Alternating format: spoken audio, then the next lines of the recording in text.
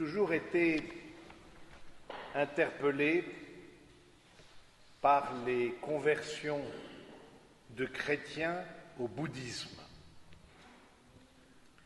Parce que de ce que je peux connaître de cette religion, bien sûr, chaque itinéraire est respectable, ce n'est pas la question, mais ce sont des religions fondamentalement différentes. Alors que le bouddhisme, par une ascèse personnelle, invite à laisser les désirs. Parce que, et c'est pas faux, qu'est-ce qui nous fait souffrir si ce n'est nos désirs insatisfaits? Et donc le bonheur est comparé à ce cœur qui s'apaise petit à petit et n'a plus aucun désir. Et que quelle que soit la circonstance, c'est bien cet accueil que l'on voit, que l'on réagit parce qu'on a laissé de côté ses propres volontés. Le christianisme, et Jésus en particulier, lorsqu'on le voit agir, eh bien, au contraire, il réveille le désir des gens. On le voit évidemment chez Zachée, où cet homme qui s'était enorgueilli de son argent, eh bien voilà, son cœur s'ouvre. On le voit chez la Samaritaine, on le voit chez la Syrophénicienne, on le voit chez cette femme qui avait des pertes de sang, etc. Bon, Jésus réveille le désir.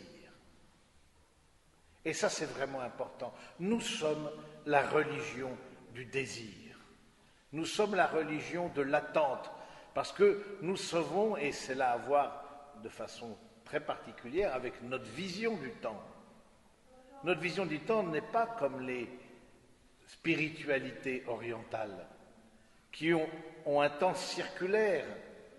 On a son karma, on revient. Notre vision du temps, c'est un temps qui est fléché. C'est un temps qui a un début et c'est un temps qui a une fin.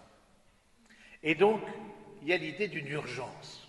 Dans le christianisme, il y a l'idée d'une urgence. L'urgence de la conversion.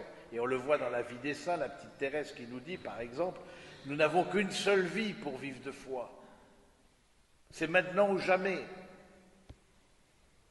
Et on le voit dans le livre de la sagesse se laisse trouver par ceux qui la cherchent. Nous sommes vers la fin de l'année liturgique, frères et sœurs bien-aimés, et c'est bien cette invitation à chercher le Seigneur de façon particulière, parce que nous savons que notre temps, à nous aussi, est compté. Nous ne vivons pas la mort comme ceux qui n'ont pas d'espérance, comme le dira saint Paul dans la deuxième lecture. Non, nous vivons la mort comme une rencontre. Mais nous vivons la mort comme une rencontre parce que nous vivons la vie comme le désir de cette rencontre. Et donc, il y a un enjeu dans nos vies, dans nos existences, il y a un enjeu spirituel de chercher le Seigneur, d'être attentif à lui. Où est la part de vie contemplative dans nos existences? Contemplative, j'entends d'émerveillement, de capacité d'intériorité. Dieu agit par attraction alors que le monde lui agit par distraction. On voit bien des tas de forces centrifuges qui nous éloignent du Seigneur et on voit que cette béance qu'il y a en nous et que Dieu seul peut combler, eh bien on voit qu'elle est comblée par le matériel, par l'activisme, par des tas de choses, pas forcément mauvaises, on est bien d'accord, mais qui petit à petit assoupissent l'âme et qui fait que l'âme n'est plus dans le désir de Dieu. Et on voit bien que dans la vie des saints, les grandes conversions, je pense à saint Augustin par exemple, eh bien ça a été des personnes qui ont redécouvert cette soif inextinguible d'infini, cette soif d'infini. Je te cherchais, beauté toujours nouvelle, etc. C'est saint Augustin dans ses confessions de façon admirable. Eh bien, il dit, je te cherchais dans les créatures, je te cherchais partout. Finalement, c'est toi, c'est dans la personne même du Christ et dans les évangiles qu'il a trouvé une réponse. Alors ça interroge cet évangile que nous avons et que nous connaissons bien, des vierges folles et des vierges sages, de ceux qui ont fait la provision d'huile. Et cette provision d'huile, alors bien sûr, les pères de l'Église à l'envi ont médité sur cette provision d'huile, et ça peut être souvent interprété comme les actes de charité, parce que qu'est-ce qui nous ouvre les portes du royaume? Parce qu'il s'agit bien ça, de rentrer pendant que c'est ouvert. Qu'est-ce qui nous ouvre les portes du royaume, sinon les actes d'amour désintéressés? Le chrétien prend conscience que ces actes d'amour retentissent dans l'éternité, que ici-bas se prépare l'ailleurs.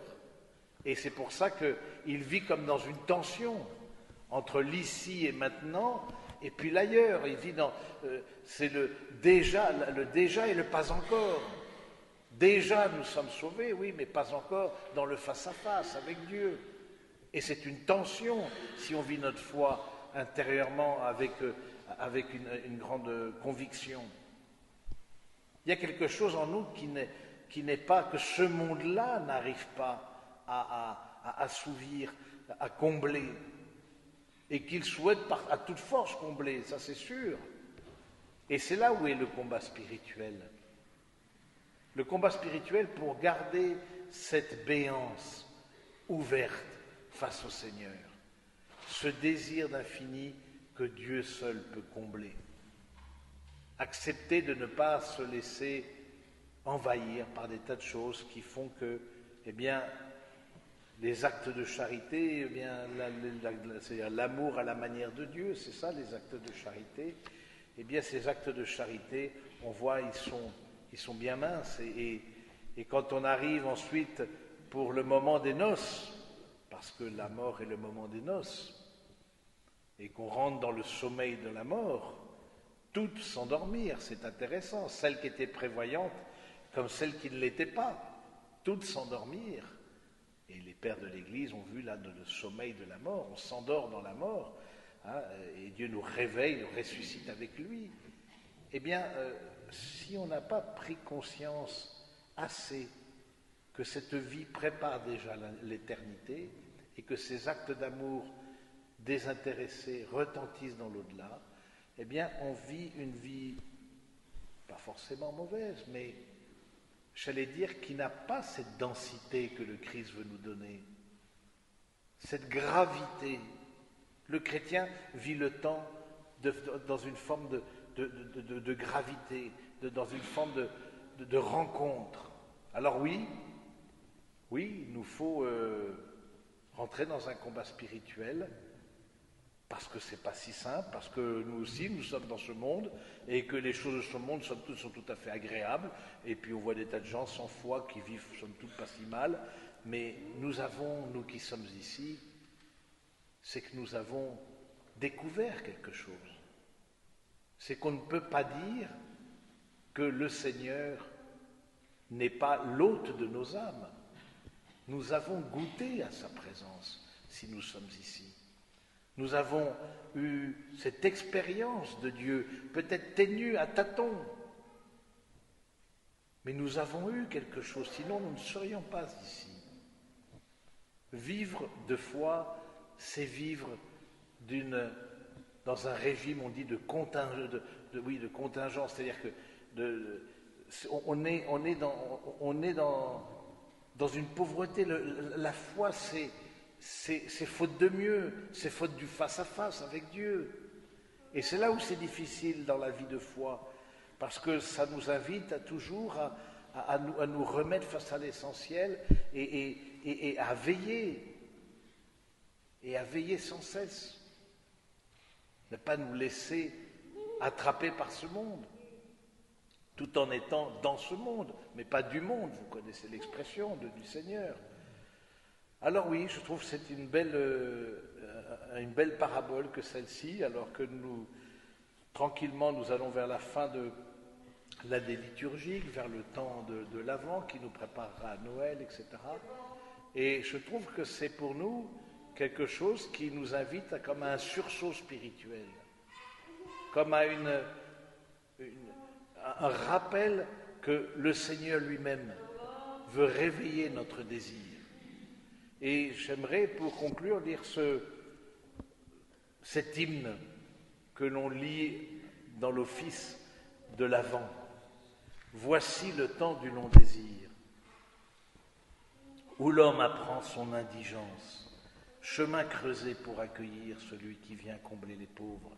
Pourquoi l'absence dans la nuit, le poids du doute et nos blessures, sinon pour mieux crier vers lui, pour mieux tenir dans l'espérance? Et si nos mains, pour t'appeler, sont trop fermées sur leur richesse, Seigneur Jésus, dépouille-les pour les ouvrir à ta rencontre. Amen.